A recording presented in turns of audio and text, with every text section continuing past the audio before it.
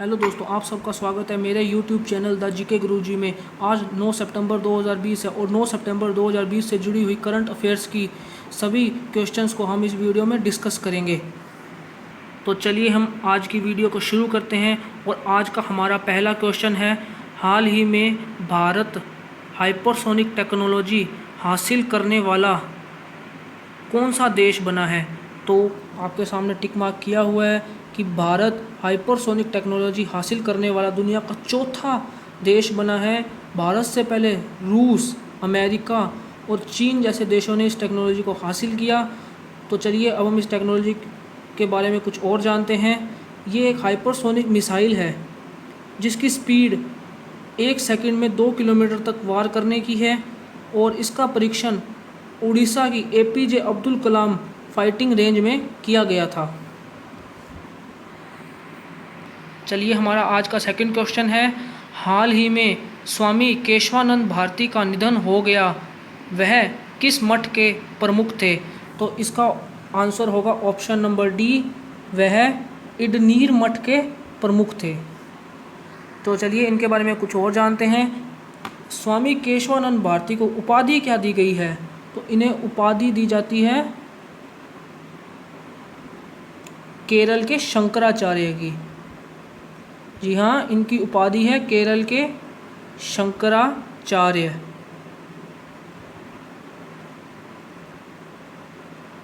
इनके निधन की उम्र, जी हाँ, इनका निधन 79 वर्ष की उम्र में हुआ था। इनकी उम्र 79 वर्ष थी जब इनका निधन हो गया। हमारा थर्ड क्वेश्चन है, हाल ही में सऊदी अरब के बाद किस देश ने UAE यानी कि संयुक्त अरब अमीरात के लिए अपने एरोस्पेस से उड़ान भरने की अनुमति दे दी है। एक बार फिर से क्वेश्चन बताता हूँ, हाल ही में सऊदी अरब के बाद किस देश ने UAE के लिए अपने एरोस्पेस से उड़ान भरने की अनुमति दे दी है। तो इसका आंसर होगा ऑप्शन नंबर बी, बहरीन ने। जी हाँ, बहरीन ने UAE के लिए अपने एरोस्पेस से उड़ान भरने के लिए अनुमति दे दी है। तो चलिए बहरीन के बारे में कुछ बातें जानते हैं। बहरीन की कैपिटल क्या है, मनामा। जी हाँ, बहरीन की कैपिटल है मनामा। बहरीन की कैपिटल मनामा है और यहाँ की करेंसी है बहरीन दिनार और बहरीन के प्रधानमंत्री हैं खलीफा बिन सलमान अल खलीफा, बहरीन के प्रधानमंत्री हैं। आपको बहरीन के बारे में एक और जानकारी लेनी चाहिए कि पिछले साल प्रधानमंत्री मोदी बहरीन जाने वाले भारत के पहले प्रधानमंत्री थे और उन्हें वहां के सर्वोच्च नागरिक सम्मान किंग हमाद ऑर्डर ऑफ रेनॉय से सम्मानित किया गया था। जी हाँ, भारत के प्रधानमंत्री श्री नरेंद्र मोदी बहरीन जाने वाले भारत के पहले प्रधानमंत्री थे। चलिए हम अपना फोर्थ क्वेश्चन करते हैं, हाल ही में FADA federation of automobile dealer association के अध्यक्ष कौन बने हैं। जी हाँ, हाल ही में FADA federation of automobile dealer association के अध्यक्ष कौन बने हैं। तो इसके अध्यक्ष बने हैं विवेक गुलाटी। ऑप्शन नंबर बी, विवेक गुलाटी बने हैं फाडा के नए अध्यक्ष। तो चलिए कुछ और बातें जानते हैं। तो PS रानी पसे क्या हैं। तो PS रानी पसे हैं, ये CRPF के अध्यक्ष हैं। जी हाँ, CRPF के ये अध्यक्ष हैं PS रानी पसे। अध्यक्ष नहीं, महानिदेशक हैं। P प्रवीण सिद्धार्थ। तो P प्रवीण सिद्धार्थ हैं हमारे राष्ट्रपति श्री रामनाथ कोविंद के निजी सचिव। ये निजी सचिव हैं राष्ट्रपति रामनाथ कोविंद के। राकेश अस्थाना, ये BSF के नए डायरेक्टर जनरल हैं। जी हाँ, राकेश अस्थाना BSF के डायरेक्टर जनरल बने हैं। हमारा पांचवा क्वेश्चन है, हाल ही में कौन सा देश हिंद प्रशांत क्षेत्र क्लब में शामिल हुआ है। तो ऑप्शन नंबर ए, जर्मनी हुआ है, हिंद प्रशांत क्षेत्र क्लब में शामिल हुआ है जर्मनी। तो ये हिंद प्रशांत क्षेत्र क्यों बनाया गया था? चीन की व्यापारिक विस्तारवादी नीति को रोकने के लिए हिंद प्रशांत क्षेत्र क्लब बनाया गया था। और इसमें शामिल होने वाला पहला देश कौन था? फ्रांस था। और जर्मनी से जुड़ी कुछ बातें जानते हैं। जर्मनी की कैपिटल क्या है? जर्मनी की कैपिटल है बर्लिन। जी हाँ, बर्लिन जर्मनी की कैपिटल है। यहाँ की करेंसी यूरो है। यहाँ के प्रेसिडेंट हैं फ्रैंक वॉल्टर स्टेमेयर। जर्मनी ने ही कोविड वॉर्न नामक ऐप भी लॉन्च किया है। जी हाँ, जर्मनी ने ही कोविड वॉर्न नामक ऐप लॉन्च किया है, जो कि कोरोना वायरस से संबंधित चेतावनी देता है।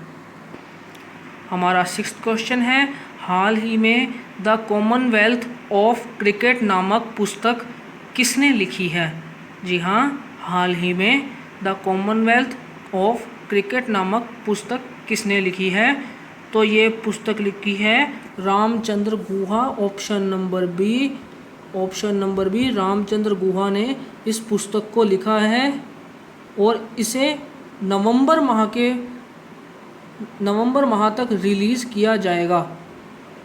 और हम अब वासुदेव जगन्नाथ पराजपय के बारे में जानते हैं। तो इन्होंने क्रिकेट द्रोणा नामक पुस्तक लिखी है। और डॉक्टर अशोक के वैद्य, इन्होंने गैस्ट्रिक कैंसर नामक बुक लिखी है। चलिए हम अपने 7th क्वेश्चन पर चलते हैं। हाल ही में वोडाफोन आइडिया ने अपना नाम बदलकर क्या कर लिया है? तो ऑप्शन नंबर सी VI कर लिया है, क्योंकि हम सब जानते ही हैं कि इन दिनों ये दोनों कंपनियां ही भारी घाटे से चल रही हैं। इसलिए अपने घाटे को कम करने व अपने व्यापार को बढ़ाने के लिए दोनों कंपनियां आपस में मिल गई हैं, वह एक नया नाम VI दे दिया है। हमारा 8th क्वेश्चन, हाल ही में society of Indian Automobile Manufacturers का नया अध्यक्ष किसे चुना गया है? तो इसका नया अध्यक्ष चुना गया है option number C Kenichi Ayukawa को। जी हाँ, केनिची आयुकावा को Society of Indian Automobile Manufacturers का अध्यक्ष चुना गया है। तो फिर RC भार्गव कौन है? तो ये मारुति सुजुकी कंपनी के अध्यक्ष हैं। जी हाँ, भारत में RC Bhargava Maruti Suzuki company के अध्यक्ष हैं। तो प्रदीप कुमार जोशी, तो ये UPSC के नए अध्यक्ष बने हैं। और दिलीप ओमान, ये स्टील अथॉरिटी ऑफ इंडिया के अध्यक्ष हैं। चलिए हमारा 9th क्वेश्चन करते हैं। हाल ही में राफेल लड़ाकू विमान को भारतीय वायुसेना के किस स्क्वाड्रन में शामिल किया जाएगा? तो इसे option number B Golden Arrow Squadron में शामिल किया जाएगा। आप सब जानते ही हैं कि राफेल लड़ाकू विमान को फ्रांस से ख़रीदा गया है और इसे 10 सितंबर को गोल्डन एरो स्क्वाड्रन में शामिल किया जाएगा। आपको इससे एक और जुड़ी बात याद रखनी चाहिए कि 29 जुलाई को यह विमान भारत आया था फ्रांस से। जी हाँ, 29 जुलाई को फ्रांस से यह विमान भारत आया था।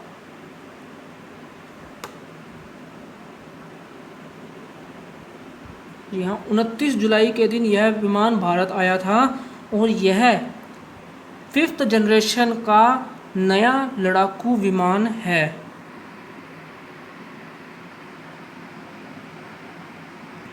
हमारा 10वां और आज की वीडियो का आखिरी क्वेश्चन है, हाल ही में इंग्लिश प्रो मोबाइल ऐप किसने लॉन्च किया है?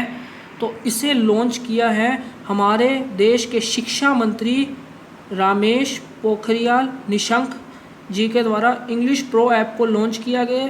ये इस ऐप को लॉन्च किस लिए किया गया है? तो इंग्लिश से जुड़ी समस्याओं को हल करने के लिए इस ऐप को भारत सरकार द्वारा लॉन्च किया गया है।